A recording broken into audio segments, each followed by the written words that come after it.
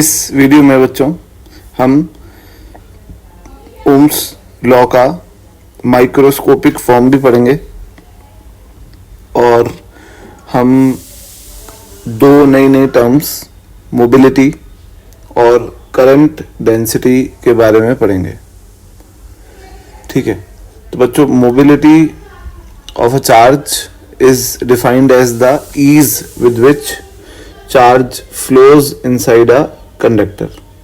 किसी कंडक्टर में चार्ज कितनी आसानी से फ्लो करता है उसको हम मोबिलिटी बोलते हैं। इसका एक अगर इसको अच्छे से समझना है तो मैं आपको एक तरीके से समझा सकता हूँ कि जो फ्री इलेक्ट्रॉन की मोबिलिटी होती है वो बाउंडेड इलेक्ट्रॉन से ज़्यादा होती है, क्योंकि फ्री इलेक्ट्रॉन जो होता है वो फ्री होता है और इसलिए वो बहुत ही अच्छे से मोबाइल हो सकता है, चल सकता है।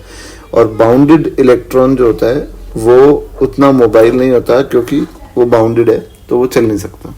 तो इस तरीके से आप मोबिलिटी को विजुअलाइज कर सकते हो, इस तरीके से मोबिलिटी को समझ सकते हो।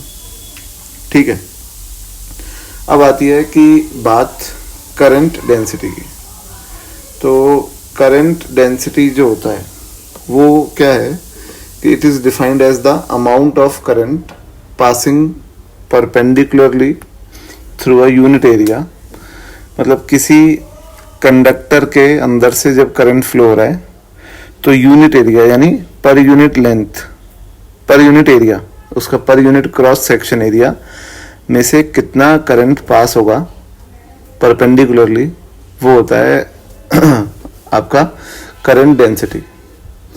और करंट डेंसिटी एक वेक्टर क्वांटिटी होती है। ठीक है ना, ये इंपॉर्टेंट है, it is a vector quantity.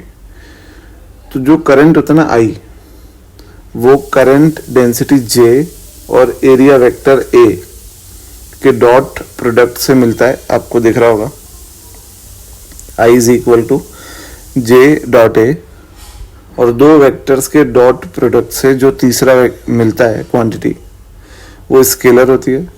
इसलिए हम ये कह सकते हैं कि करंट स्केलर होता है।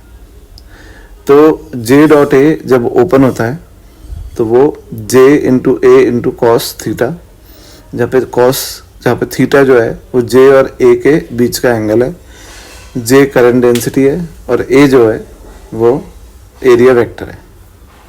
अब मैंने एक ये कंडक्टर बनाया यहाँ पर, है ना, ये यहाँ पे तो सिलेंड्रिकल सरफेस है, यहाँ थोड़ा सा इस तरीके से इसको स्लाइस किया हुआ है, काटा हुआ है। ठीक है, तो यहाँ पे करंट आई एंटर हो रहा है तो obviously conservation of charge valid होगा, तो आई करंट ही निकलेगा यहाँ से आई एंटर होगा, यहाँ से आई निकलेगा। तो यहाँ पे अगर मैं आई को लिखूँ, आई होगा J1 डॉट A1। J1 है यहाँ पर इस क्रॉस सेक्शन पे current density, A1 area vector, और क्योंकि दोनों J और A में एंगल 0 डिग्री है तो आई हो गया J into A, J1 into A1 into cos 0 degree.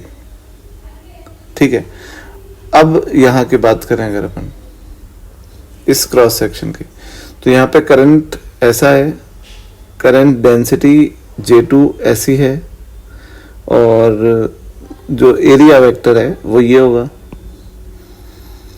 तो जो आई होगा अब वो हो जाएगा J2 डॉट A2, और ऑब्वियसली करंट डेंसिटी यहाँ पे इस क्रॉस सेक्शन पे सेम नहीं होगी क्योंकि एरिया अलग अलग है ना, पर करंट सेम होगा क्योंकि जितना करंट एंटर होगा उतना ही बाहर निकलेगा। तो आई हो गया J2 डॉट A2, और अब क्योंकि इनके बीच का एंगल है थीटा तो ये ओपन होगा J2 into A2 into cos theta. और आप इस चीज को इस तरीके से भी देख सकते हो कि जो एरिया है A2, इसका ये वाला कंपोनेंट जो करंट डेंसिटी के परपेंडिकुलर है, ये कंपोनेंट A2 cos थीटा है। दिख रहा है, ये A2 अगर एरिया है तो ये कंपोनेंट हो गया A2 cos थीटा। तो A2 cos थीटा यानी ये एरिया जो है, मैं आपको बना के दिखा देता हूं। ये जो एरिया है, ये एरिया J2 के परपेंडिकुलर है, तो आप बोल सकते हो कि I is equal to J2 into a perpendicular, है ना। तो ये करंट डेंसिटी का कंसेप्ट होता है। और ये क्यों पढ़ रहे हैं, क्योंकि ओम्स लॉ की माइक्रोस्कोपिक फॉर्म में ये इम्पॉर्टेंट है। अब माइक्रोस्कोपिक फॉर्म क्यों बोलते हैं वो तो बात की बात है, वो मैं आपको बताऊंगा, पर ये क्या होती है वो बताता हूँ पहले। तो जो हमने अभी लास्ट वीडियो में भी देखा था, कि मैं आपको दिखा देता हूँ, ये इस पे आप गौर करो, है ना। ये जो है आई करंट जो है वो किसके बराबर होता है, वो NEAVD। यहाँ पे VD क्या है, VD है drift velocity. I is equal to NEAVD, VD is drift velocity. और VD की वैल्यू अगर ये रख दूं EV tau average by ML, तो आई हो जाएगा NE square AV tau average by ML। I हो जाएगा NE square AV tau average by ML। ठीक है, ये हो जाएगा करंट। अब V बाय L को वापस E लिख दो, E बराबर V by L, V voltage है, तो I हो गया NE square AE tau average by ML। L नहीं आएगा। तो बेटा यहाँ पे जो M upon NE square A tau average होता है, ये रो होता है, रो होती है रेजिस्टिविटी।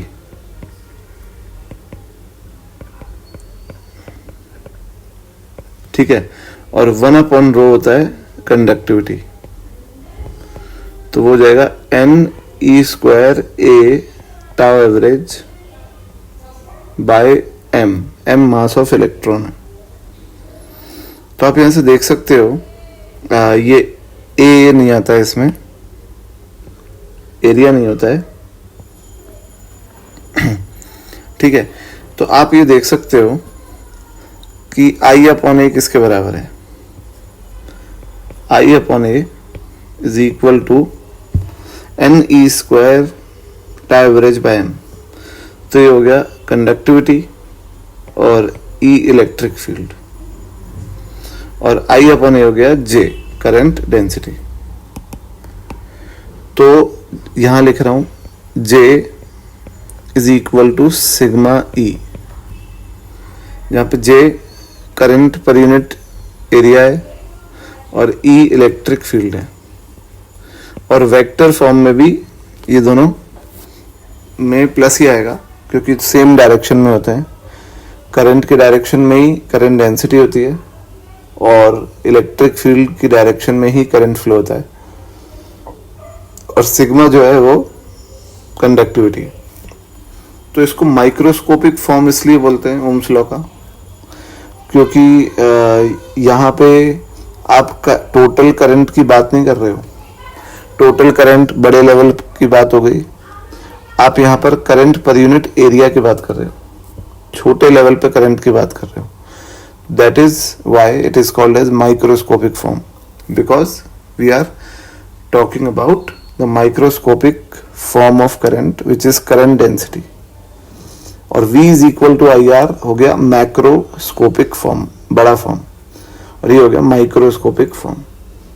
ठीक है बच्चों, तो ये था microscopic form of Ohm's law और करंट डेंसिटी। मिलते हैं अपन नेक्स्ट वीडियो में। Thank you.